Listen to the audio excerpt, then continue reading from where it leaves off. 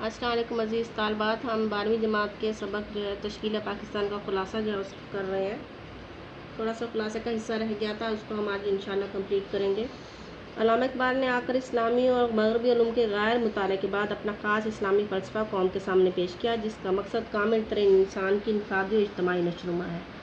اقبال کا یہ خیال ہے کہ انسان اطاعت، ضبط نفس اور نیابت الہی کی 3 منزلیں طے کرتا ہوا خود ہی کی انتہائی بلندی پر پہنچ سکتا ہے۔ علی گڑھ کالج ترقی کرتا ہوا 1920 میں یونیورسٹی کا درجہ اختیار کر جاتا ہے اور 1905 میں تقسیم بنگال کے خلاف زبردست تحریک شروع ہوئی۔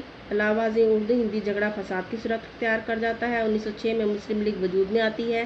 1909 میں مسلمانوں کو جداگانہ انتخاب کا حق حاصل ہو جاتا ہے۔ 1911 میں تقسیم بنگال کو منسوخ کر دیا جاتا ہے اور پھر کانگریس اور مسلم لیگ کے درمیان مشہور معاہدہ مساک لکھنؤ طے پاتا ہے۔ 1928 میں ہندو رہنما جواہر لال نہرو کی رپورٹ جو ہے نہرو رپورٹ منظر عام پر آتی ہے۔ نہرو رپورٹ کے جواب میں قائد اعظم 1929 میں 14 نکات پیش کرتے ہیں اور 1930 میں الہ آباد میں علامہ اقبال نے الگ وطن کا نظریہ پیش کیا۔ اکتوبر 1937 میں لکھنؤ میں آل انڈیا مسلم لیگ کے 25ویں اجلاس اسلامی ہند کی تاریخی بیداری کا نیا دور شروع ہوا۔ 23 مارچ 1940 کو لاہور کے منٹو پارک میں قرارداد پاکستان منظور کی گئی۔ فروری 1947 میں فیصلہ کیا گیا کہ جون 1948 تک ہندوستان کو خالی کر دیا جائے گا۔ 1945-46 کے موسم سرما میں جو نئے انتخابات ہوتے ہیں اس کے نتیجے میں بالآخر 15 اگست 1947 کو ہندوستان 2 خود مختار ریاستوں میں تقسیم ہو گیا۔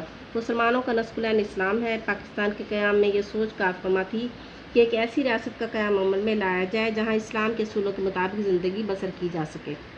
یہ ایک ایسی فلاحی مملکت ہو جہاں مسلمان آرام سے زندگی گزار سکیں، جہاں لوگ ایک دوسرے کے حقوق کا خیال رکھیں اور جہاں قوت، رواداری اور مساوات اور دیگر اخلاقی خوبیوں سے مزین انسانی زندگی کا وجود ممکن ہو، اسلام کی روح کے عین مطابق ہو، اور یہی پاکستان کے قیام کا مقصد ہے۔